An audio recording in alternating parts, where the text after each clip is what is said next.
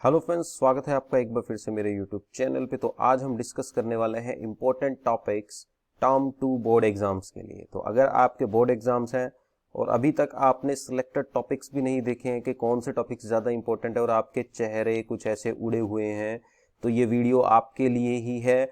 आज मैं आपको टर्म 2 एग्जाम्स में फिजिक्स के इंपॉर्टेंट टॉपिक्स आपको बताने वाला हूँ कि टर्म 2 के जो चैप्टर्स हैं उनमें सबसे ज़्यादा इंपॉर्टेंट टॉपिक्स कौन से हैं जो आपको ज़रूर करने हैं, क्योंकि अगर वो टॉपिक्स नहीं किए तो बहुत पछताओगे आप। उन टॉपिक्स में से ज़्यादातर क्वेश्चंस पूछे जाएंगे आपके बोर्ड एग्जाम्स में। अकॉर्डिंग टू माय एक्सपीरियंस मैंने कुछ लिस्ट बनाई है इंपॉर्टेंट टॉपिक्स की टर्म 2 के हिसाब से, तो वो मैं आपको ये सामने शेयर करने जा रहा हूँ। तो दोस्तों, सबसे पहले आपका सबसे छोटा सा चैप्टर आता है टर्म 2 एग्जाम्स में, जो है इलेक्ट्रोमैग्नेटिक वेव्स। बहुत ही छोटा सा चैप्टर है, इसमें से बहुत ही कम मार्क्स का एग्जाम में आएगा।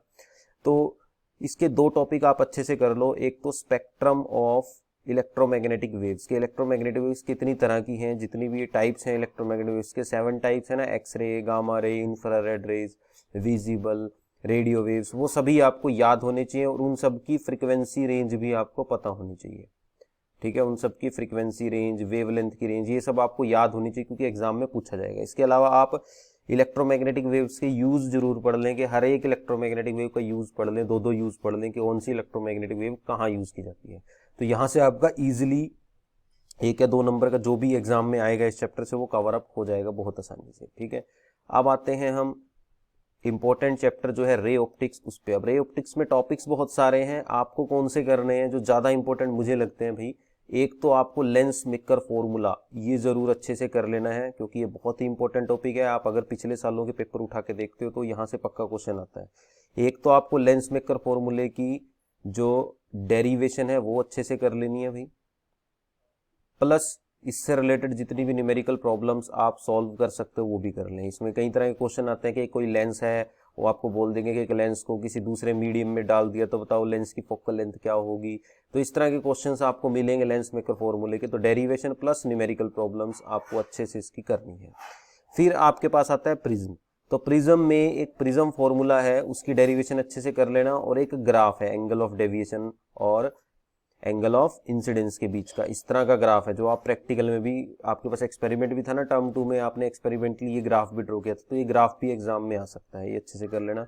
इसके अलावा टोटल इंटरनल रिफ्लेक्शन का जो फिनोमिना है आपके पास, उससे रिलेटेड न्यूमेरिकल्स एग्जाम में आने के पूरे पूरे चांस है, तो प्रॉब्लम्स अच्छे से कर लेना उससे रिलेटेड। तो न्यूमेरिकल प्रॉब्लम आ सकती है टीआईआर से रिलेटेड, या सीधा डायरेक्ट केस स्टडी का क्वेश्चन भी टीआईआर से आ सकता है, जैसे कि मिराज फॉर्मेशन या टीआईआर थ्रू प्रिज्म्स। तो ये सब आ सकती हैं एप्लीकेशंस की टीआईआर की। तो ये इंपॉर्टेंट टॉपिक है। इसके बाद सबसे ज्यादा जो इंपॉर्टेंट टॉपिक्स है रे ऑप्टिक्स में वो दो हैं, माइक्रोस्कोप और टेलीस्कोप। ये तो पक्का करने हैं, 100% आएंगे भाई, ये मैं गारंटी दे रहा हूँ आपको। माइक्रोस्कोप और टेलीस्कोप एग्जाम में 100% आएगा। इसमें आपको इनकी थ्योरी करनी है अच्छे से पूरी, इनके डायग्राम्स, रे डायग्राम वगैरह, थ्योरी, मैग्निफिकेशन, ये सब अच्छे से पढ़ना है। ठीक है, प्लस न्यूमेरिकल प्रॉब्लम्स भी आपको लगानी है रे ऑप्टिक्स की। ठीक है जी, क्लियर है। अब आते हैं वेव ऑप्टिक्स पे। वेव ऑप्टिक्स में भी बहुत सारे टॉपिक्स हैं। एक तो जो सबसे इंपॉर्टेंट टॉपिक है जिससे एग्जाम में बहुत सारे क्वेश्चन पूछे गए हैं आज तक, वो है इंटरफेरेंस में इंटेंसिटी से रिलेटेड। आपको इंटेंसिटी वाले न्यूमेरिकल प्रॉब्लम्स एग्जाम में पक्का पूछी जाएंगी। जो इंटेंसिटी का फॉर्मूला होता है ना, I is equal to I1 plus I2 plus 2 under root I1 under root I2 cos phi, तो ये फॉर्मूले से रिलेटेड एग्जाम में पक्का न्यूमेरिकल पूछा जाएगा भाई। फ्रिंज विड्थ का एक्सप्रेशन याद कर लेना, beta is equal to lambda D by small D, इसको याद भी कर लो और इसकी डेरिवेशन भी पक्का कर लेना। इसके अलावा हाइगन थ्योरी से आपके पास लॉ ऑफ रिफ्रैक्शन यानी कि स्नेल्स लॉ और लॉ ऑफ रिफ्लेक्शन का प्रूफ भी एग्जाम में आ सकता है, तो इसके पूरे पूरे चांस है। ये भी एक इंपॉर्टेंट टॉपिक है जो एग्जाम में आ सकता है। इसके अलावा आपको डिफरेंट एक नंबर का क्वेश्चन आ सकता है, वेव फ्रंट्स की डिफरेंट डिफरेंट शेप्स के बारे में पूछ सकते हैं। इसके अलावा एक इंपॉर्टेंट क्वेश्चन और बनता है इंटरफेरेंस और डिफ्रैक्शन का डिफरेंस, ये जरूर कर लेना। फिर इसके बाद डेरिवेशंस कर लेना है, width of central maxima and diffraction, इसकी डेरिवेशन अच्छे से पढ़ लेना। Condition of maxima and minima, इसको अच्छे से याद कर लेना और इसकी डेरिवेशन भी पढ़ लेना। इससे रिलेटेड भी एग्जाम में पूछा जा सकता है, या तो 1-2 नंबर का आएगा या प्रॉपर डेरिवेशन आएगी। तो ये है इंपॉर्टेंट टॉपिक्स वेव ऑप्टिक्स के। अब बात करते हैं dual nature of matter and radiation वाले चैप्टर से। इसमें भाई आइंस्टाइन की जो फोटो इलेक्ट्रिक इक्वेशन है वो अच्छे से याद कर लेना। आइंस्टाइन की इक्वेशन है ना कि जो काइनेटिक एनर्जी होगी फोटो इलेक्ट्रॉन की वो किसके इक्वल होगी, फोटोन की एनर्जी माइनस वर्क फंक्शन। तो ये इक्वेशन अच्छे से याद कर लेना, इस इक्वेशन से रिलेटेड न्यूमेरिकल्स एग्जाम में आएंगे।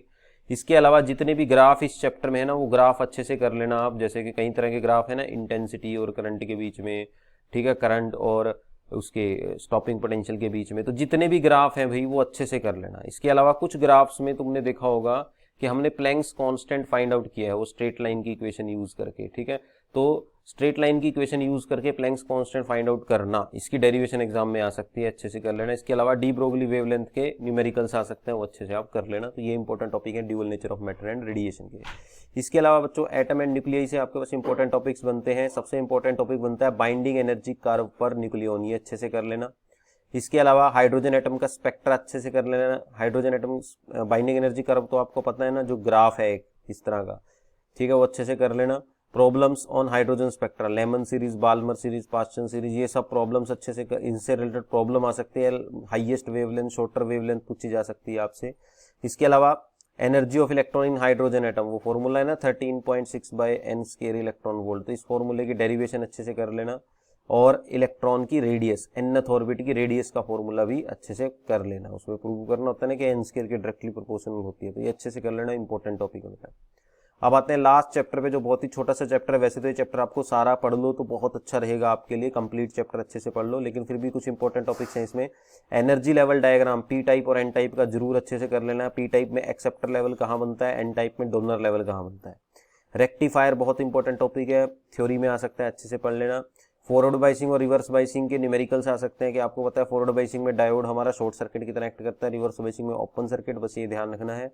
फोटो डायोड और सोलर सेल की डेरिवेशन आ सकती है, अच्छे से पढ़ लेना। फोटो डायोड का 1 नंबर का क्वेश्चन आ सकता है कि फोटो डायोड हमेशा रिवर्स बाइसिंग में यूज होता है, आपको याद रखना है। तो ये कुछ इंपॉर्टेंट टॉपिक्स थे बच्चों जो मैंने आपको बताए हैं टर्म 1 टर्म 2 एग्जाम्स के लिए। तो best of luck to all of you, ये टॉपिक्स जरूर करके जाना, बेस्ट ऑफ लक। वीडियो कैसी लगी कमेंट बॉक्स में जरूर बताएं, नए हो तो चैनल को सब्सक्राइब जरूर करें। मिलते हैं नेक्स्ट वीडियो में, धन्यवाद।